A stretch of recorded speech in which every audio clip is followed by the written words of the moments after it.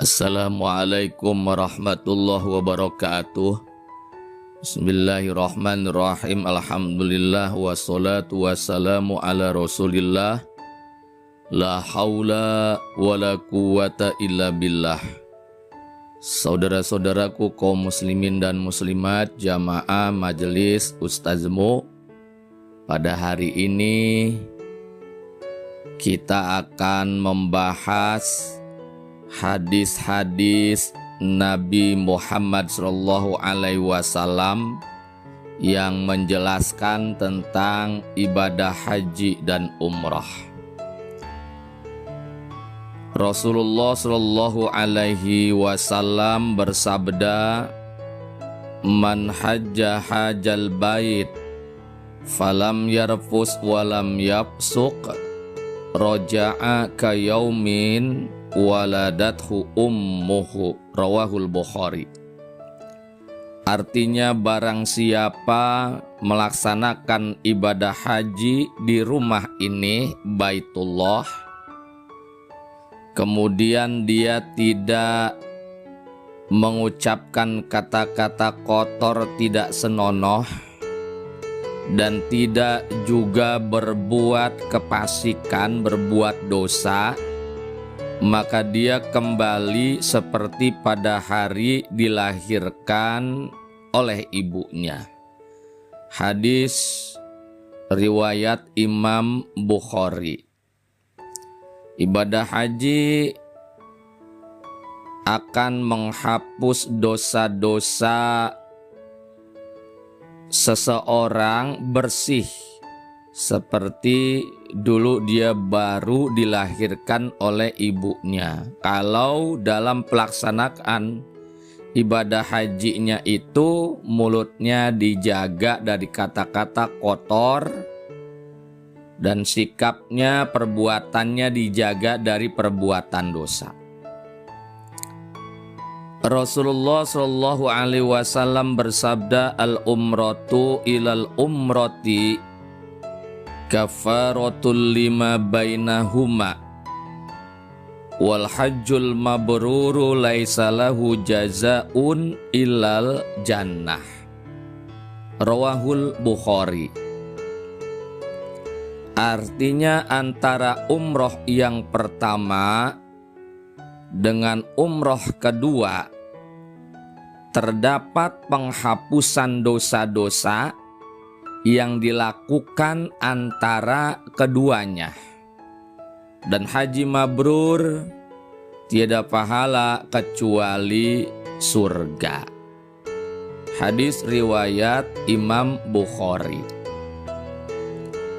Satu umroh dengan umroh berikutnya, satu haji dengan haji selanjutnya, maka itu akan menghapuskan pahala di antara keduanya. Haji yang mabrur diterima oleh Allah Subhanahu wa Ta'ala, umroh yang mabrur yang diterima oleh Allah, pelaksanaan ibadahnya maka tidak ada balasan kecuali cuma satu, dikasih surga oleh Allah Subhanahu wa Ta'ala. Rasulullah SAW bersabda, "Afdolul jihadi hajjun mabrurun." Rawahu Muslim. Artinya, jihad yang paling utama ialah haji yang mabrur. Hadis riwayat Imam Muslim. Jadi siapapun yang melaksanakan ibadah haji, siapapun yang melaksanakan ibadah umroh, afdolul jihadi, itu adalah jihad paling utama. Seutama-utamanya berjihad kepada Allah Subhanahu wa Ta'ala, berjihad dalam agama ini. Maka sepantasnya lah, selayaknya lah orang yang mengerjakan umroh dan haji dikasih pahala gede oleh Allah Subhanahu wa taala, dikasih surga oleh Allah. Karena Abdul Jihad, seutama-utamanya jihad terbaik. Rasulullah Shallallahu alaihi wasallam bersabda, at-tawafu sholatun, faman takallama fala yatakallamu illa bi khairin, rawahu Muslim. Artinya tawaf itu adalah sholat.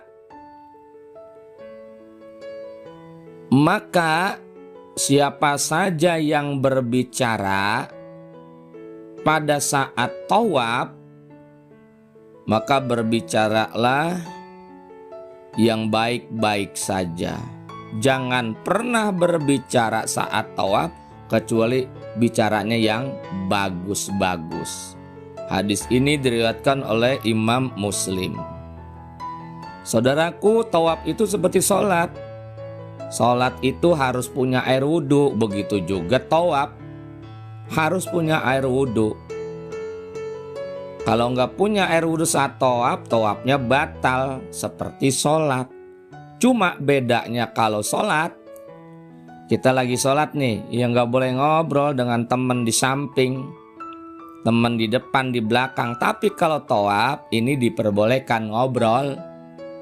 Cuman ngomongnya yang bagus-bagus, yang baik daripada ngobrol yang kagak-kagak saat tawaf. Mendingan zikir, mendingan doa, seperti itu.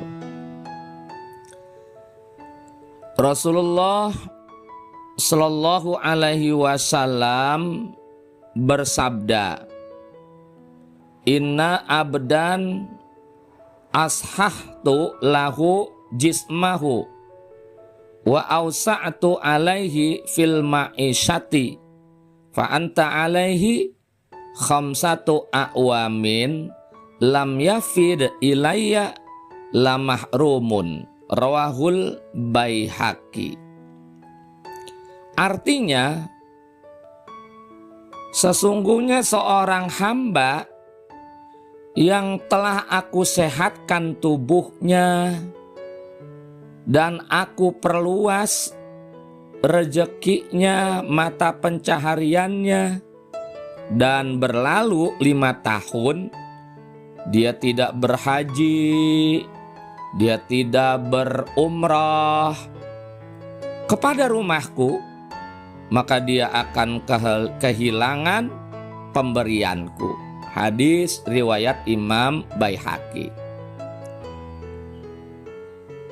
Saudara-saudaraku, kalau ada seseorang dalam 5 tahun dikasih kesehatan oleh Allah, dikasih keluasan mata pencahariannya oleh Allah, kaya nih, banyak duit, badannya sehat, 5 tahun. Kemudian dalam 5 tahun itu dia enggak berziarah ke Ka'bah Baitullah untuk umroh, untuk haji, maka apa? Rezekinya bakal dikurangin oleh Allah Subhanahu wa taala. Rasulullah Shallallahu alaihi wasallam bersabda, man malaka zadan wa rahilatan tublighuhu ila baitillahil haram falam yahujja fala alaihi ayyamuta yahudiyan au nasraniyan, rawahu Tirmidzi wa Ahmad. Artinya, barang siapa memiliki bekal dan kendaraan untuk biaya perjalanan yang dapat menyampaikannya ke Baitullah Haram, dan dia tidak menunaikan ibadah haji, maka tidak mengapa baginya wafat sebagai orang Yahudi atau sebagai orang Nasrani. Hadis riwayat Imam Tirmidzi dan Imam Ahmad. Allah menjelaskan Nabi menjelaskan di sini, orang yang udah dikasih mampu oleh Allah Subhanahu wa taala untuk umroh haji,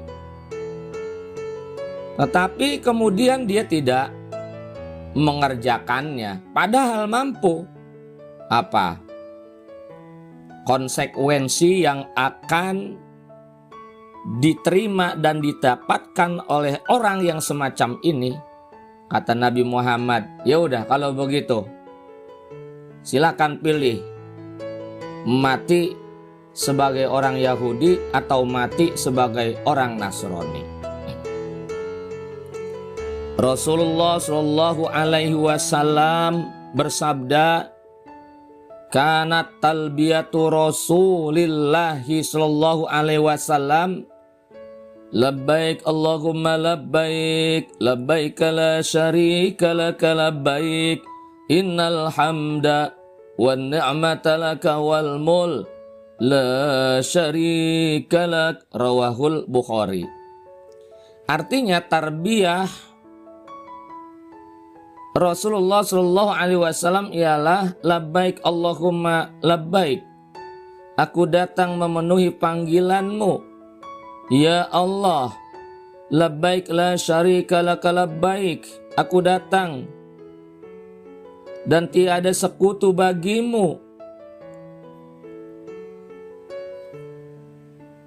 aku datang, innal hamda wan ni'mata laka wal mulk la syarika lak, sesungguhnya segala pujian, kenikmatan dan kerajaan, kekuasaan milikmu, tiada sekutu bagimu. Ini talbiyah yang Rasul ucapkan ketika beliau umroh dan haji. Maka orang yang umroh dan haji itu setelah ihram di miqatnya masing-masing, langsung dia pada baca talbiyah ini. Labbaik Allahumma labbaik, labbaik la syarika laka labbaik, innal hamda wan ni'mata laka wal mulk la syarika lak. Rasulullah Shallallahu Alaihi Wasallam bersabda, kanat talbiyatu Rasulillahi Shallallahu Alaihi Wasallam yaqulu liman yu'addiya faridatal haji, qabilallahu hajjaka wa ghafara zambaka wa akhlafa nafaqataka, rawahu ad-Dainuri. Artinya Rasulullah Shallallahu Alaihi Wasallam menyambut orang yang pergi haji, semoga Allah menerima hajimu, mengampuni dosamu, dan mengganti ongkosmu, biaya-biayamu. Hadis riwayat Imam Dainuri. Jadi Nabi Muhammad itu orang yang mau pergi haji itu disambut oleh Nabi, disamperin dan didoakan oleh Nabi Muhammad Shallallahu Alaihi Wasallam. Apa doanya untuk orang yang berangkat haji, untuk orang yang berangkat umroh? Qabilallahu hajjaka wa ghafara jambaka wa akhlafa nafaqataka. Qabilallahu umrataka wa ghafara zambaka wa akhlafa nafaqataka, yang artinya semoga Allah menerima hajimu, menerima umrahmu, mengampuni dosamu, dan mengganti ongkos biaya perjalananmu. Ini jadi doa buat kita menghantarkan orang yang umroh dan berhaji. Inilah 8 hadis Nabi Muhammad SAW yang menjelaskan tentang haji dan umrah. Semoga yang menyaksikan, melihat video hadis tentang haji dan umrah ini, suatu saat dia akan berangkat haji dan umrah. Amin ya rabbal alamin. Semoga bermanfaat. Assalamualaikum warahmatullahi wabarakatuh.